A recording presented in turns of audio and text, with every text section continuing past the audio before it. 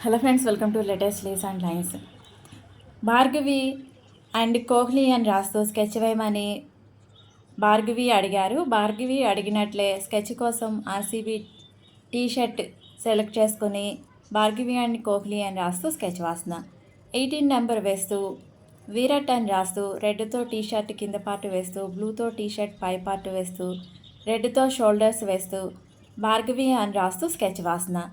విరాట్ ఉంది కదా అని కోహ్లీ అని రాయలేదు, కానీ కోహ్లీ అని ఉంటేనే నచ్చుతుందేమో అని కోహ్లీ అని రాస్తూ స్కెచ్ వాసన. భార్గవి నేమ్కు ప్రకాశవంతమైన అని మీనింగ్.